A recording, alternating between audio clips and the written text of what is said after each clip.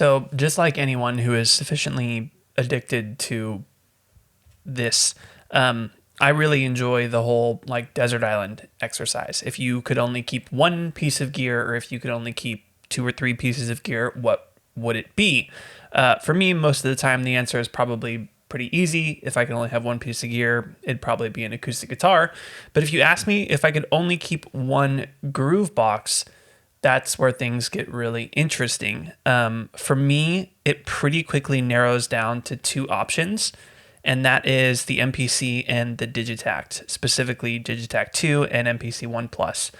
There are things about both of these boxes that I feel like I've gotten so used to, it would be hard to live without now. That sounds really dramatic.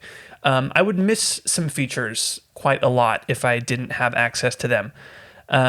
And so really quickly, let me just touch on what some of those features are for each box, and then talk about how putting them together kind of created this ultimate Frankenstein groove box that I wasn't really expecting.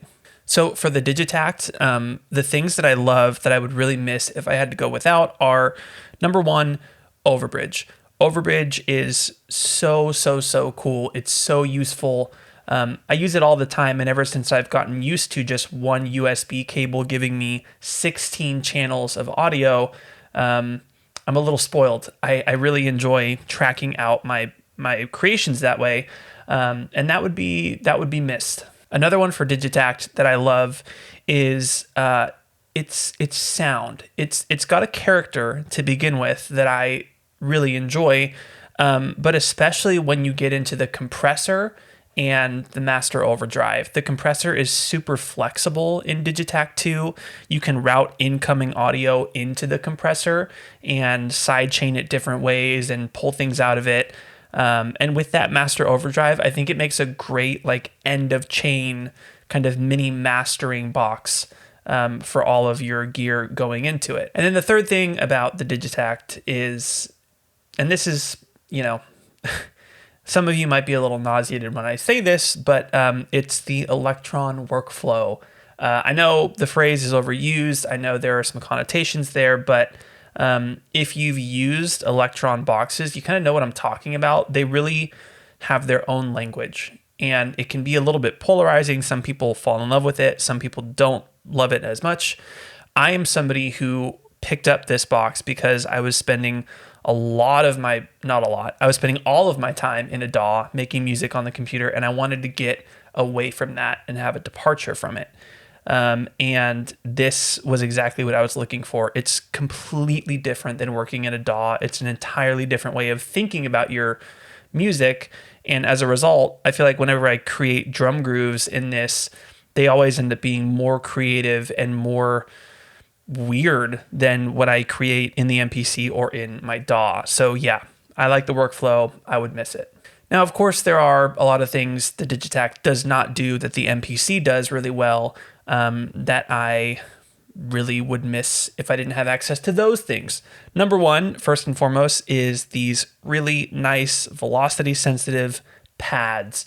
I obviously am somebody who enjoys finger drumming.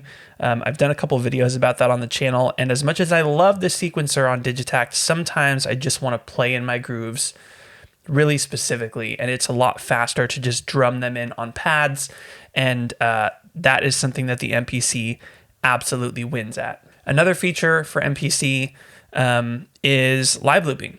So ever since the 3.0 update, you can live loop into the arrange window on MPC, in addition to having a dedicated like guitar pedal style looper. Live looping workflows is just not something that you can do on Digitakt, and I really love it on MPC and how they've implemented it in 3.0. I've done some videos on it as well, and yeah, I really like live looping. It would suck not to have that. An obvious one, of course, is all of the synth plugins that you get with MPC. Polyphonic synthesis, not something that you get in Digitakt. Although I do love Digitakt as a monophonic synth with its like single cycle waveforms and all that. Polyphonic synthesis and dedicated plugins like the Jura or the Mini, the Moog one. That's something that is obviously unique to MPC, and it's really convenient to have those. And then last, but certainly certainly not least, it's sample chopping. This is a point of contention for Digitakt users. The Digitakt can chop samples on a grid, a fixed grid, and yes, you can parameter lock start and end points and all that, but it can't really manually chop samples, especially not like the MPC can. For chopping samples, MPC is king. Anytime I'm chopping samples, I gotta be using this thing. So yeah, strengths for this. Not having either one of them would be a bummer. And I don't really know why I haven't thought about this before, but I just finally decided to use them together. And I just connected them via MIDI, ran audio out of the MPC into Digitakt. We'll get into that. Turns out, unsurprisingly, it's awesome. So let's move the camera over to the desk. I'll take you through how everything's routed, and then I'll just kind of show you a basic song creation process with these two boxes and try and highlight some of those features that I talked about. And yeah, should be fun. Let's check it out. So before we get started, let's talk a little bit about routing, how I've got things set up. It's fairly straightforward. Guitar going into HX Stomp, HX Stomp going into MPC, MPC going into Digitakt, straight through. Digitakt, like I said before, is running the compressor and the master overdrive, acting as kind of an end of chain little mini mastering deal. And then as far as MIDI, MPC One is acting as the master clock in transport. So if I press play, it starts transport on Digitakt. And it's also sending notes for programming drums. I'll talk about that in a little bit later. I also have this MIDI keyboard plugged into the back of the MPC One that I'm using to control synths. I have some of those loaded up here. So if I, yep, no problem.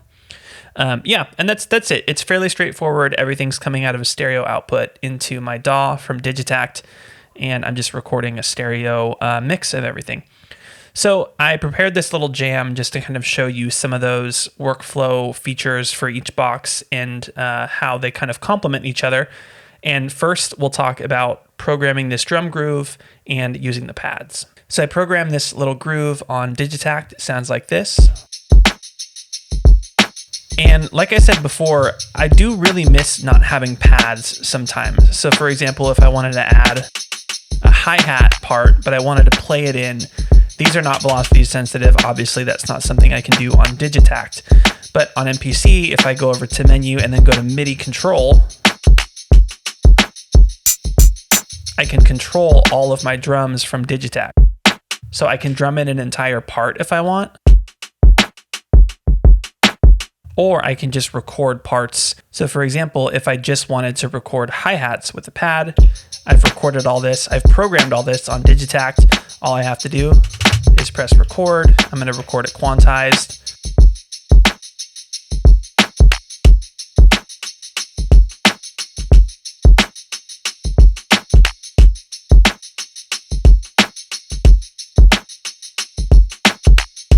Now I can get into live looping after I've built my drum groove. So I'm controlling my pattern from here and I want to record some guitar, right? I press record on MPC. It's going to wait until it gets to the top of the arrangement and then record this part.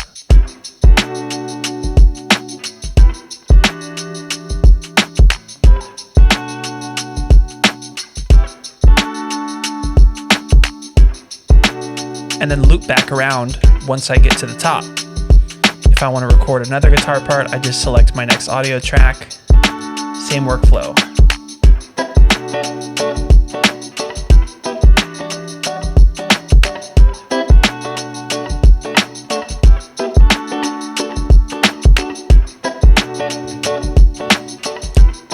I can also mix these parts in real time. Let's take that second guitar down a little bit. Good. And then, as I mentioned before, the MPC One has a bunch of polyphonic synths. So for example, I have this plugin loaded up, which is obviously like a Moog Mini D. And if I want to add a bass part, it's really easy to do. I can just track it with this MIDI controller connected to MPC One, which by the way, the USB port on this powers this controller, Whereas if I wanted to use a MIDI controller with Digitakt, I would need a separate power supply, and then I would need to go physical MIDI in, which is kind of cool. So let's go back to the arrange window and I'll try and figure out a bass part.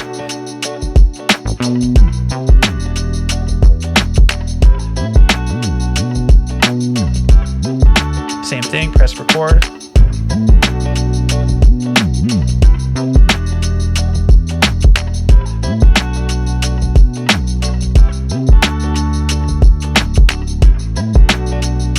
All right, there it is.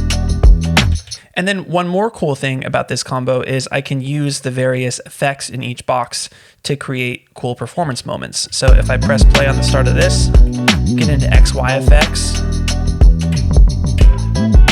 I can utilize track mutes and XY to create cool parts.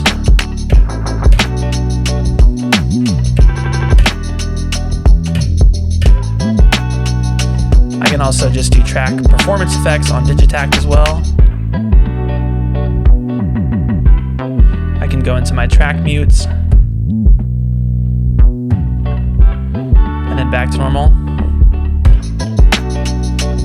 Pretty cool. Now, there's even more that I can do with these boxes. I didn't touch on sample chopping, like I mentioned. I didn't touch on overbridge. I can actually record the input of MPC One into its own stereo set of tracks in overbridge, along with all my drums. There's a bunch more stuff I can do. And as always, let me know in the comments if I missed something that you can think of that would be a cool pairing for these two boxes. But yeah, kind of a fun discovery. I don't know why I didn't think about this before, but here it is. It's pretty fun. Anyways, super excited to be back to weekly uploads and looking forward to answering any questions you have in the comments, talking about any gear that you're interested in. Thank you so much for watching. It is massively appreciated. Have a great week. Make some music. Cheers.